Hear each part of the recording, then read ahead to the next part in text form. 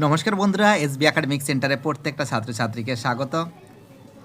আজকে আমি মাধ্যমিকের ইতিহাসের কিছু গুরুত্বপূর্ণ প্রশ্ন নিয়ে আলোচনা করছি এবং যে প্রশ্নগুলো খুব ইম্পর্টেন্ট। তো দেখো 2026 সালে মাধ্যমিক পরীক্ষা যারা দেবে তো তারা ইতিহাসের কোন প্রশ্নগুলো পড়ে যাবে। তো দেখো অনেক ছাত্রছাত্রী আমাকে রিকোয়েস্ট করেছে, স্যার প্লিজ স্যার কবে সাজেশনটা দেবেন, স্যার প্লিজ স্যার কবে সাজেশনটা দেবেন।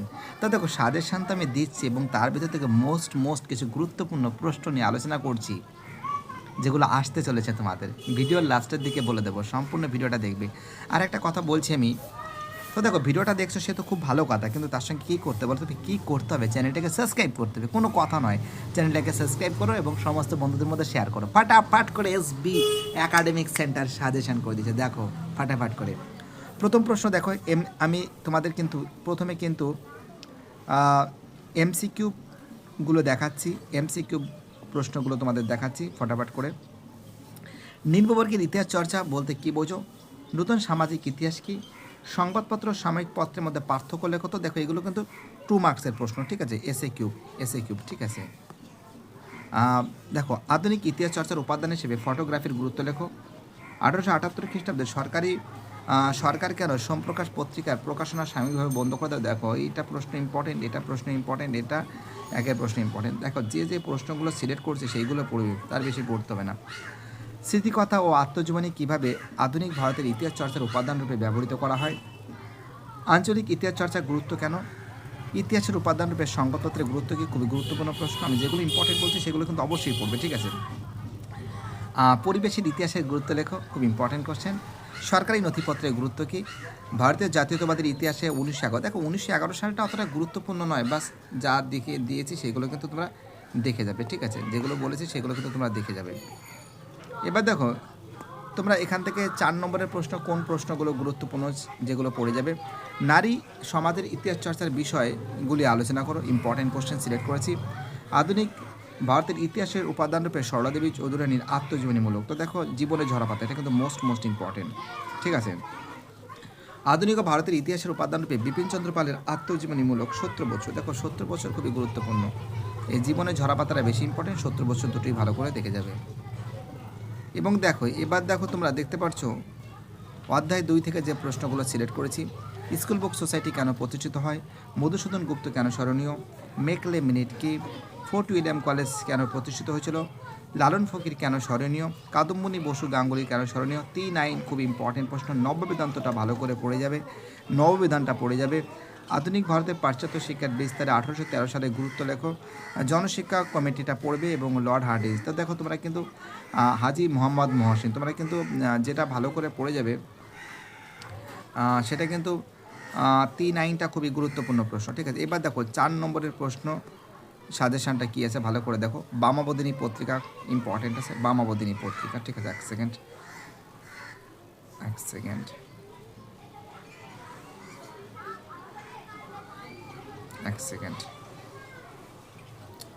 দেখো তোমরা নারী সমাজের ইতিহাসে বামাবদিনী পত্রিকা খুবই গুরুত্বপূর্ণ, আমি সিলেক্ট করেছি। ধর্ম সংস্কার আন্দোলনে স্বামী বিবেকানন্দ, ঠিক আছে। দেখো 4 নম্বরে আসতে পারে, 8 নম্বরে আসতে পারে।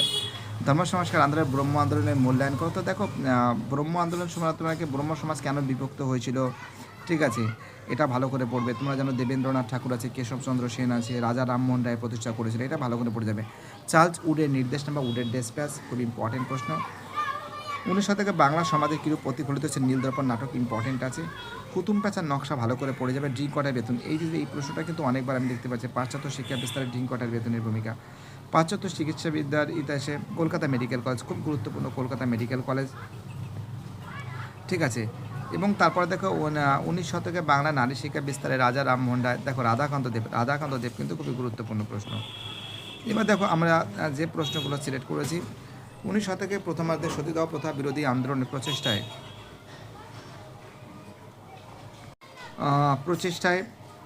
তোমরা কিন্তু রাজা রামমোহন রায়টা ভালো করে পড়বে 8 নম্বরের জন্য। শিক্ষা বিস্তারে প্রাচ্য পাশ্চাত্য বিতর্ক, বাবা বহুত খতরনাক কোশ্চেন কিন্তু এই 2 নম্বর প্রশ্ন। প্রাচ্য পাশ্চাত্য বিতর্ক ইম্পর্টেন্ট প্রশ্ন।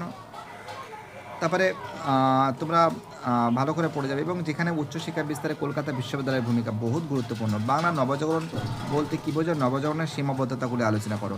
19 শতকে ধর্ম সংস্কার আন্দোলনে রামকৃষ্ণ দেবের ভূমিকা আলোচনা করো, ইম্পর্টেন্ট। বিদ্যাসাগরের বিধবা বিবাহ সম্পর্কে আলোচনা করো। 19 শতকে সমাজ সংস্কার আন্দোলনে ব্রহ্ম সমাজের ভূমিকা কিরূপ ভূমিকা ছিল। এবার দেখো থার্ড চ্যাপ্টার, দেখো পঞ্চম ও অষ্টম আইন কি, ফরাজি আন্দোলন কি নিছক ধর্মীয় আন্দোলন ছিল, দুদুই মিয়া কেন স্মরণীয়, নীলকররা নীল চাষের উপর কীভাবে অত্যাচার করত, খুদকাটি প্রথা কি, এলাকা বি এলাকা চাষ কি, দিকু কারা, পাই কাদের বলা হয়, দক্ষিণ পশ্চিম এজেন্সি বলতে কি বোঝো, কেন গড়ে উঠেছিল, দামিনী কহ কি, পাইকান জমি কি, তারিকি মোহাম্মদিয়া বলতে কি বোঝো, কেনারাম বেচারাম কি। ঠিক আছে, এবার দেখো তোমরা বাকি প্রশ্নগুলো তোমাদের সামনে তুলে ধরছি। ঠিক আছে, এখান থেকে দেখো তোমরা যেটা পড়ে যাবে। ওকে, দেখো এখান থেকে তোমরা যেটা ভালো করে পড়বে, বিদ্রোহ অভ্যুত্থান ও বিপ্লব বলতে কী বোঝাটা ভালো করে পড়ে যাবে। ঠিক আছে, বারাসাত বিদ্রোহের প্রকৃতিটা ভালো করে পড়বে। বারাসাত বিদ্রোহের প্রকৃতি বিশ্লেষণ করো। নীল বিদ্রোহ সংবাদপত্রের ভূমিকা লেখো। অরণ্য আইনটা ভালো করে পড়বে। কোল বিদ্রোহটা, ওহাবি আন্দোলনটা ভালো করে পড়বে, ফরাজি আন্দোলন। এবার দেখো 8 নম্বরে যে প্রশ্নগুলো আছে, এখান থেকে যে প্রশ্নগুলো গুরুত্বপূর্ণ আছে আমরা দেখতে পাচ্ছি 2 নম্বরের প্রশ্ন হিসেবে ল্যান্ড হোল্ডার সোসাইটি ভালো করে পড়বে। নাট্যবিহীন নিয়ন্ত্রণ আইন, ঠিক আছে, নাট্যবিহীন নিয়ন্ত্রণ আইন, ঠিক আছে, নাট্যবিহীন নিয়ন্ত্রণ আইনটা পড়ে যাবে। তারপরে অস্ত্র আইনটা ভালো করে পড়বে। ব্যঙ্গচিত্র আঁকা কেন হয়, 19 শতকের দ্বিতীয়ার্ধে সভা সমিতির যুগ, ইলবার্ট বিল ভালো করে পড়ে যাবে। দেশীয় ভাষা সংবাদপত্র আইন প্রণীত হয়েছিল। হিন্দু মেলা এবং জমিদার সভা ভারত সভার মধ্যে দুটি পার্থক্য। জমিদার সভা ভারত সভার মধ্যে পার্থক্যটা আসে না। ঠিক আছে, কী বলছে বুঝতে পারছো? তো দেখো এবার 4 নম্বরের প্রশ্নের জন্য কোনগুলো গুরুত্বপূর্ণ যেগুলো পড়বে। মহাবিদ্রোহকে কি সামন্ত বিদ্রোহ বলা হয়? 19 শতকের জাতীয়তাবাদীর বিকাশে ভারত মাতার চিত্রটির অবদান লেখো। জাতীয়তাবাদ প্রসারে হিন্দু মেলার ভূমিকা লেখো। গৌরব উপন্যাস রবীন্দ্রনাথের যে জাতীয়তাবাদী ভাবধারা যে পরিচয় পাওয়া যায় তার বিশ্লেষণ করো। 1857 সালে বিদ্রোহ কি প্রতি শিক্ষিত বাঙালি সমাজের মনোভাব ব্যাখ্যা করো।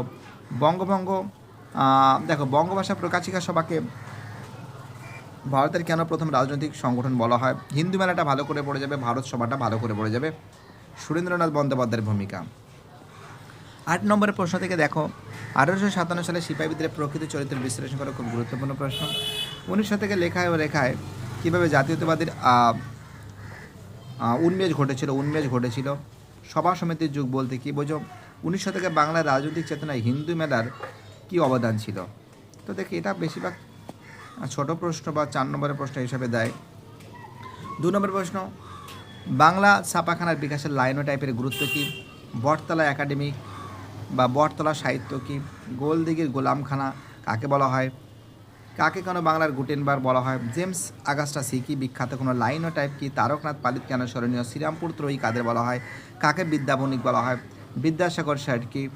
মহেন্দ্রলাল সরকার কেন স্মরণীয়। শ্রীনিকেতন উদ্দেশ্য কি, প্রতিষ্ঠার উদ্দেশ্য কী ছিল। পঞ্চনার কর্মকার কেন স্মরণীয়। ঔপনিবেশিক শিক্ষা ব্যবস্থা দুটি ত্রুটি লেখো। এবার দেখো 4 নম্বরের প্রশ্ন যেগুলো খুবই গুরুত্বপূর্ণ আমরা যেটা দেখতে পাচ্ছি 4 নম্বর হিসাবে তোমরা পড়ে যাবে। বাংলা ছাপাখানার বিকাশে উপেন্দ্রনাথ কিশোর রায়চৌধুরীর ভূমিকা লেখো। ইউরায়ন সন্স ভালো করে পড়ে যাবে। রবীন্দ্রনাথ ঠাকুরের শিক্ষা ভাবনায় সমালোচনামূলক আলোচনা করো। শিক্ষা বিস্তারে ছাপাখানার গুরুত্ব ভূমিকা লেখো। বাংলার ছাপাখানার বিকাশে গঙ্গাকিশোর ভট্টাচার্যের ভূমিকা লেখো। বাংলার কারিগরি শিক্ষার বিচারে বেঙ্গল টেকনিক্যাল ইনস্টিটিউটের ভূমিকা কী ছিল। বাংলার বিজ্ঞান চর্চার ইতিহাসে ডক্টর মহেন্দ্রলাল সরকারের কী অবদান ছিল, টিকা লেখো। Indian association for the cultivation of সায়েন্সটা ভালো করে পড়ে যাবে। এবার দেখো 8 নম্বর এখান থেকে কোন প্রশ্ন ইম্পর্টেন্ট আছে আমরা দেখতে পাচ্ছি। মানুষ প্রকৃতির শিক্ষা বিস্তারে রবীন্দ্রনাথ ঠাকুরের চিন্তার সংক্ষিপ্ত পরিচয় দাও এবং তার সঙ্গে 2 দাগের প্রশ্ন ঔপনিবেশিক বাংলার বিজ্ঞান ও কারিগরি শিক্ষার বিকাশে সংক্ষিপ্ত আলোচনা করো। রবীন্দ্রনাথ ঠাকুরের শিক্ষা চিন্তা শান্তিনিকেতনের ভাবধারা এবং তার সঙ্গে বাংলার হেডের a grammar of the Bengal ল্যাঙ্গুয়েজের গুরুত্ব কী। বাংলা ছাপাখানা বিকাশে চার্লস উইলকিন্সের ভূমিকা লেখো। ঠিক আছে, দেখো এইবার দেখো তোমরা যে প্রশ্নগুলো পড়ে যাবে। ওয়ার্কস অ্যান্ড প্রেজেন্ট পার্টি কেন প্রতিষ্ঠিত হয় 2 নম্বরের প্রশ্ন। আলুরি সীতারাম রাজু কে ছিলেন। লিপ্ত জাতীয় সরকারের কী উদ্যোগ নিয়েছিল। ঠিক আছে, কানিপ রাজ বা উজলিপ রাজ কি।